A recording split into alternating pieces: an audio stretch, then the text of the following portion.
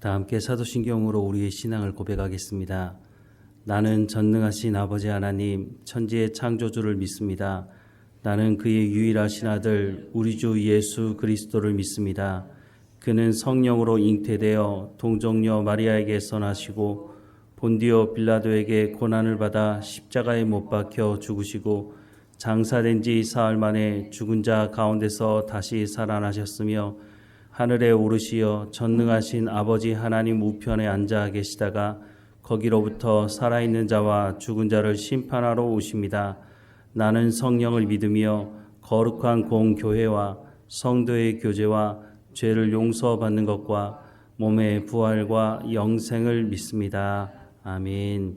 찬송가 412장 함께 찬양하겠습니다. 412장 함께 찬양하겠습니다. 내 영혼의 극히 깊은 데서 맑은 가락이 울려나네. 하늘 곡조가 언제나 흘러나와 내 영혼을 고이 싸네.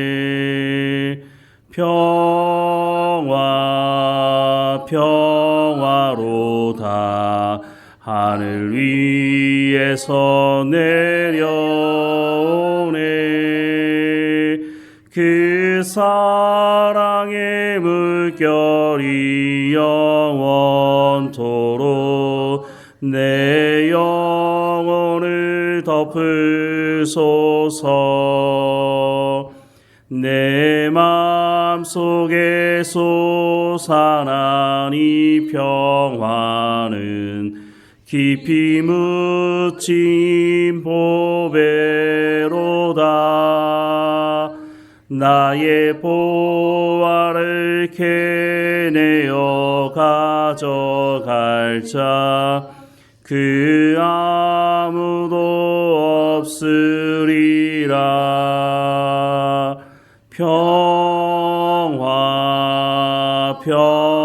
평화로다 하늘 위에서 내려오네.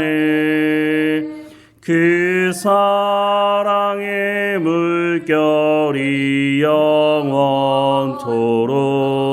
내 영혼을 덮으소서. 내 영혼의 평화가 넘쳐남은 주의 큰 복을 받음이라. 내가 주야로 주님과 함께 있어 내 영혼이 편히 쉬네.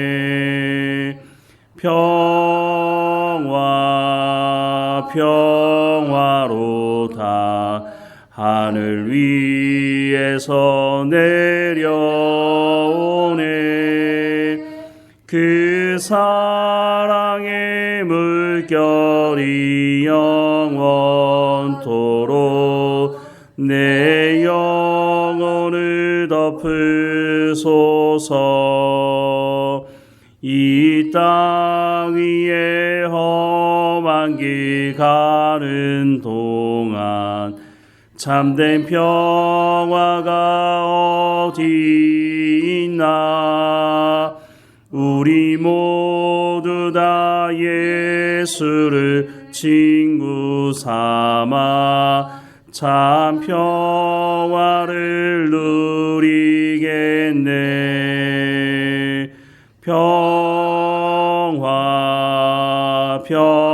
평화로다 하늘 위에서 내려오네. 그 사랑의 물결이 영원토록 내 영혼을 덮으소서. 아멘. 오늘 하나님께서 우리에게 주시는 말씀은 요한복음 11장 17절에서 44절까지 말씀입니다. 요한복음 11장 17절에서 44절 말씀 우리 함께 읽겠습니다. 예수께서 와서 보시니 나사로가 무덤에 있은지 이미 나으리라. 베다니는 예루살렘에서 가깝기가 한 오리쯤 되매 많은 유대인이 마르다와 마리아에게 그 오라비의 일로 위문하러 왔더니 마르다는 예수께서 오신다는 말을 듣고 곧 나가 맞이하되 마리아는 집에 앉았더라. 마르다가 예수께 여짜오되 주께서 여기 계셨더라면 내 오라비가 죽지 아니하였겠나이다. 그러나 나는 이제라도 주께서 무엇이든지 하나님께 구하시는 것을 하나님이 주실 줄을 아나이다. 예수께서 이르시되 내 오라비가 다시 살아나리라. 마르다가 이르되 마지막 날 부활 때에는 다시 살아날 줄을 내가 아나이다. 예수께서 이르시되 나는 부활이요 생명이니 나를 믿는 자는 죽어도 살겠고 무릇 살아서 나를 믿는 자는 영원히 죽지 아니하리니 이것을 내가 믿느냐? 이르되 주여 그러하외다. 주는 그리스도시요 세상에 오시는 하나님의 아들이신 줄 내가 믿나이다. 이 말을 하고 돌아가서 가만히 그 자매 마리아를 불러 말하되 선생님이 오셔서 너를 부르신다 하니 마리아가 이 말을 듣고 급히 일어나 예수께 나아가매 예수는 아직 마을로 들어오지 아니하시고 마르다가 맞이했던 곳에 그대로 계시더라. 마리아와 함께 집에 있어 위로하던 유대인들은 그가 급히 일어나 나가는 것을 보고 곡하러 무덤에 가는 줄로 생각하고 따라가더니 마리아가 예수 계신 곳에 가서 배웠고 그 발 앞에 엎드려 이르되 주께서 여기 계셨더라면 내 오라비가 죽지 아니하였겠나이다 하더라. 예수께서 그가 우는 것과 또 함께 온 유대인들이 우는 것을 보시고 심령에 비통히 여기시고 불쌍히 여기사 이르시되 그를 어디 두었느냐? 이르되 주여 와서 보옵소서 하니 예수께서 눈물을 흘리시더라. 이에 유대인들이 말하되 보라 그를 얼마나 사랑하였는가 하며 그 중 어떤 이는 말하되 맹인의 눈을 뜨게 한 이 사람이 그 사람을 죽지 않게 할 수 없었더냐 하더라. 이에 예수께서 다시 속으로 비통히 여기시며 무덤에 가시니 무덤이 굴이라 돌로 막았거늘 예수께서 이르시되 돌을 옮겨 넣으라 하시니 그 죽은 자의 누이 마르다가 이르되 주여 죽은 지가 나흘이 되었음에 벌써 냄새가 나나이다. 예수께서 이르시되 내 말이 내가 믿으면 하나님의 영광을 보리라 하지 아니하였느냐 하시니 돌을 옮겨 놓으니 예수께서 눈을 들어 우러러 보시고 이르시되 아버지여 내 말을 들으신 것을 감사하나이다. 항상 내 말을 들으시는 줄을 내가 알았나이다. 그러나 이 말씀 하옵는 것은 둘러선 무리를 위함이니 곧 아버지께서 나를 보내신 것을 그들로 믿게 하려 함이니이다. 이 말씀을 하시고 큰 소리로 나사로야 나오라 부르시니 죽은 자가 수족을 배로 동인 채로 나오는데 그 얼굴은 수건에 쌓였더라. 예수께서 이르시되 풀어 놓아 다니게 하라 하시니라. 아멘. 예수님을 만난 마르다는 예수님이 여기 계셨더라면 내 오라비가 죽지 않았을 것입니다 라고 말합니다. 그도 그럴 것이 예수님께서 이전에 많은 병자들을 살리셨고 요한복음에도 보면 38년 된 병자도 고치셨고 또 날 때부터 앞을 보지 못하던 그 사람의 눈을 뜨게 하셨고 예수님께서 직접 가지도 않으신 그 사람을 고치시기도 하시는 말씀을 기록하고 있고 이것을 마르다도 잘 알고 있었을 것입니다.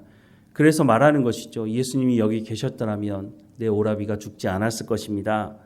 21절과 22절 말씀해 보면 마르다가 예수께 여짜오되 주께서 여기 계셨더라면 내 오라비가 죽지 아니하였겠나이다. 그러나 나는 이제라도 주께서 무엇이든지 하나님께 구하시는 것을 하나님이 주실 줄을 아나이다 라고 말하고 있습니다. 이게 무슨 말인 줄 알고 마르다가 얘기를 하고 있는 것인지 대화를 계속 보면 23절에 예수께서 이르시되 내 오라비가 다시 살아나리라. 마르다가 이르되 마지막 날 부활 때에는 다시 살아날 줄을 내가 아나이다 라고 말하고 있습니다. 지금 마르다가 뭐라고 얘기했습니까? 이제라도 주께서 무엇이든지 하나님께 구하시는 것을 하나님이 주실 줄 믿습니다 라고 얘기해 놓고 예수님께서 그래? 내 오라비가 다시 살아나리라 라고 말하니까 네, 그거는 지금 아니고요. 나중에 부활 때에 살아날 것을 내가 그때는 압니다 라고 말하고 있습니다. 예수님께서 구하는 모든 것을 하나님께서 허락해 주실 줄 믿습니다 라고 해놓고 이거는 안 되는데요 라고 말하는 것이죠. 25절 말씀에 보면 예수께서 이르시되 나는 부활이요 생명이니 나를 믿는 자는 죽어도 살겠고 무릇 살아서 나를 믿는 자는 영원히 죽지 아니하리니 이것을 내가 믿느냐라고 다시 묻습니다. 마르다가 대답을 하죠. 이르되 주여 그러하외다. 주는 그리스도시요 세상에 오시는 하나님의 아들이신 줄 내가 믿나이다. 믿기는 믿는 것 같은데 이거는 안 될 겁니다 라고 선을 긋고 있는 모습으로 보여집니다. 마르다의 대답과는 다르게 예수님께서는 지금 살아날 것이다 라고 말씀을 하고 있는데 마르다는 지금이요? 그건 불가능한데요? 이렇게 지금 말하고 있는 거죠. 32절 말씀에 보면 마리아가 예수 계신 곳에 가서 배웠고 그 발 앞에 엎드려 이르되 주께서 여기 계셨더라면 내 오라비가 죽지 아니하였겠나이다 하더라 라고 말씀하고 있습니다. 마르다의 동생이었던 마리아도 똑같은 말을 하고 있죠. 왜냐하면 마리아도 예수님께서 어떤 분이신지를 분명히 알고 있기 때문이라고 생각이 듭니다. 그런데 이 마리아도 지금은 아니라고 생각을 하고 있는 것으로 보여지는 것이죠. 이런 말을 듣고 있는 예수님께서 무덤 앞에 나갑니다. 무덤 앞에 나가는데 큰 돌이 무덤을 막고 있습니다. 이스라엘의 무덤 구조는 저희와 좀 다른데요. 이스라엘은 사람이 죽으면 동굴에 사람을 갖다 놓습니다. 입구에 사람을 갖다 놓고 그 사람의 시체가 완전히 썩어서 뼈가 남게 되면 그 뼈를 동굴 안쪽에 갖다 놓는데 그 안쪽에는 가족들이 묻혀 있는 곳이죠. 그러니까 가족묘라고 볼 수 있는 거죠. 우리와는 좀 다른 모습인데요. 그래서 동굴의 입구를 큰 돌로 막아 두는 것입니다. 또한 한 가지는 뭐냐면 마르다나 마리아가 지금은 살아날 수 없습니다라고 말하는 것 이유 중에 하나가 뭐냐면 죽은 지 4일이 됐다는 거죠. 이스라엘 백성들은 어떻게 생각을 했냐면 사람이 죽어도 3일째까지는 영혼이 있지만 4일이 되면 영혼도 떠나가고 완전히 죽는다고 생각을 했습니다. 그런데 예수님께서 찾아가신 날이 4일째 되는 날이었다고 하는 것입니다. 그러니까 완전히 나사로가 죽었다고 생각을 하니까 부활 때에는 분명히 살아날 것을 내가 믿지만 우리가 생각하기를 지금까지 우리가 배워왔기는 사람이 죽은 지 4일이 됐기 때문에 결코 살아날 수가 없습니다 라고 말을 하고 있는 것이죠. 그런데 그 와중에 예수님께서 나사로를 불러내게 되는 것입니다. 40절 말씀에 보면 예수께서 이르시되 내 말이 내가 믿으면 하나님의 영광을 보리라 하지 아니하였느냐라고 말씀을 하고 있습니다. 예수님께서 믿음을 요구하고 있습니다. 믿음이라고 하는 것이 뭡니까? 내가 믿습니다고 해서 믿음이 생기는 것이 아니라 예수님께서 말씀하시는 이 말씀을 네가 믿느냐라고 말하고 있는 겁니다. 물론 이전에 예수님께서 행하신 표적들이 많이 있죠. 그것을 근거로 얘기하는 것이 아니라 지금 내가 네게 말하는 이 말씀을 네가 믿느냐라고 말하고 있는 것이죠. 물론 마르다나 마리아가 예수님을 믿지 않는 것이 아닙니다. 마르다가 뭐라고 말했습니까? 하나님의 아들이라고 고백하고 있지 않습니까? 이것이 그 당시에 얼마나 위험한 고백이냐 하면 당시에 예수님께서 십자가에 못 박혀 죽으시는 그 가장 중요한 이유 중에 하나가 뭐냐면 예수님이 하나님의 아들이라고 스스로를 얘기했기 때문인 것이었습니다. 그런데 그 예수님을 향해서 하나님의 아들이라고 말하고 있으니 이것만으로도 대단한 믿음이라고 생각하지 않을 수가 없는 거죠. 예수님께서 이렇게 말씀하신 이후에 나사로가 살아나게 됩니다. 이 모습을 보고 사람들이 얼마나 놀랐을까요? 물론 이전에도 예수님께서 죽은 사람을 살린 일들이 있었죠. 그런데 그때는 죽은 지 얼마 되지 않고 살렸기 때문에 사람들이 그 일을 통해서도 놀랐겠지만 이제는 완전히 죽었다고 생각하는 그 상황에서 이 나사로가 살아났으니 얼마나 놀랐을까요? 놀란 부분도 있지만 야, 이분이 정말 하나님의 아들이신가 보다 라고 생각을 하고 예수님을 믿는 사람들도 있었다고 하는 것입니다. 그런데 이런 와중에 예수님을 하나님의 아들로 믿는 사람이 있는가 반면에 오히려 이 사건을 통해서 예수님을 더욱 죽이려고 했던 사람들이 있는데 그 사람들은 당시 종교 지도자들이었다고 하는 것입니다. 예수님이 저렇게 이제는 나사로까지 살렸으니 얼마나 많은 사람들이 예수님을 따를까? 그러면 우리를 따르려고 했던 사람들이 예수님을 쫓아가니 그것을 견딜 수가 없다고 하는 것입니다. 그래서 결국은 예수님을 더욱 잡아 죽이려고 했다고 하는 것입니다. 이런 놀라운 사건 앞에서 두 다른 사람들의 모습을 보게 됩니다. 한편에 있는 사람들은 야, 예수님이 하나님의 아들이시구나 라고 믿는 사람이 있는가 반면에, 그래서 하나님의 말씀을 듣는 사람이 있는가 반면에, 또 다른 한편에서는 이 놀라운 표적을 보면서도 저 예수를 잡아 죽여야겠다고 생각하는 사람들이 있다고 하는 것입니다. 여러분, 은혜가 뭐라고 생각하십니까? 우리가 하나님의 말씀을 듣는다고 말하지만 그 하나님의 말씀을 듣고 깨닫고 순종하는 사람이 있는가 반면에, 하나님의 말씀을 듣는 그 현장에서도 저거는 잘못된 거야, 저거는 내 생각과 맞지 않아 라고 판단하고 그 당시 예수님을 죽이려고 했던 종교 지도자들처럼 이런 놀라운 표적 앞에서도 예수님을 잡아 죽이려고 했던 그 사람들은 하나님의 은혜 가운데 있음에도 불구하고 그 은혜를 은혜로 받아들이지 않는 사람들이 있다고 하는 것입니다. 하나님은 동일하게 말씀하십니다. 하나님은 동일하게 많은 사람들에게 은혜 베풀기 원하시지만 그것이 은혜가 되는 사람이 있고 그것이 하나님을 거부하는 데 사용되는 사람들이 있다고 하는 것입니다. 우리가 하나님 앞에 엎드려 은혜를 구하는 가장 중요한 것 중에 하나가 되어야 되는 것은 내가 하나님의 말씀을 들을 때 그것을 거부하지 않고 깨달아 알고 순종하는 삶을 살아갈 수 있도록 인도해 달라고 구해야 하는 것, 그것이 바로 은혜의 핵심인 것입니다. 아무리 많은 하나님의 말씀을 듣는다 할지라도 그 말씀이 내 마음 가운데 새겨지지 않고 그 말씀대로 순종하는 삶이 없다면 내 가운데 은혜가 될 수가 없다고 하는 것이죠. 하나님 앞에 다시 한번 이 새벽에 나아가면서 하나님, 내가 하나님의 말씀에 귀를 기울이기가 없어서 내 삶 가운데 하나님께서 보여주시는 여러 가지 표적들을 내가 그것이 하나님 주시는 은혜라고 하는 것을 깨달아 알 수 있도록, 그것이 내 신앙의 삶이 더 성숙해가는 과정 가운데 될 수 있도록, 그것이 고난이든지 그것이 내 삶을 괴롭게 하는 것이든지 어떤 것이든지 내 신앙생활의 경건함의 성숙함으로 변화될 수 있도록 하나님께서 바꾸어 달라고, 내가 하나님의 말씀으로 변화되는 삶을 살아갈 수 있도록 인도해 달라고 그렇게 기도하고, 또 그것을 경험할 때 그것이 하나님 주시는 은혜라는 것을 우리가 깨닫고 또 하나님께 감사하는 우리의 삶이 되기를 주님의 이름으로 축원합니다. 기도하겠습니다. 사랑하는 하나님, 하나님의 말씀 가운데 깨어 있도록 하나님께서 말씀하실 때 그것이 내 가운데 진정한 은혜라고 하는 것을 깨달아 알 수 있도록 성령께서 충만히 내 가운데 임재해 계셔서 하나님의 은혜를 하나님의 은혜로 깨닫고 누릴 수 있는 우리의 삶이 될 수 있도록 은혜를 허락해 주옵소서. 우리의 삶 가운데 여러 가지 사건들과 일들이 있습니다. 그것을 통해서 우리 가운데 말씀하시는 하나님의 음성이 무엇인지 들을 수 있도록 우리 가운데서 날마다 성령의 충만함으로 하나님 함께 하시고 인도해 주옵소서.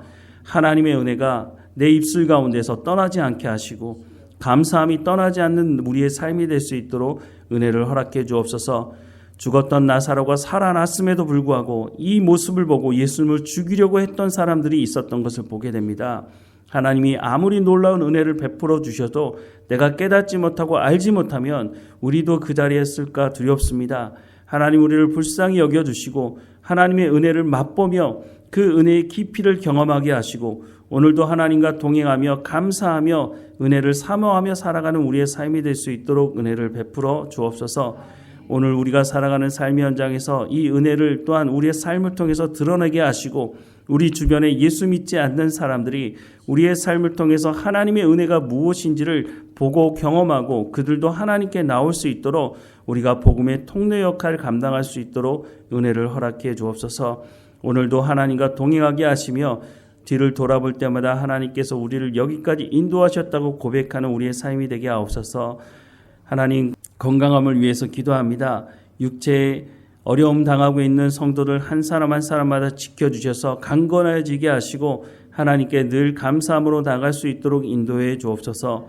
오늘도 하나님과 동행하게 하실 하나님의 은혜를 감사하고 예수님의 이름으로 기도드립니다. 아멘. 하늘에 계신 우리 아버지, 아버지의 이름을 거룩하게 하시며 아버지의 나라가 오게 하시며 아버지의 뜻이 하늘에서와 같이 땅에서도 이루어지게 하소서.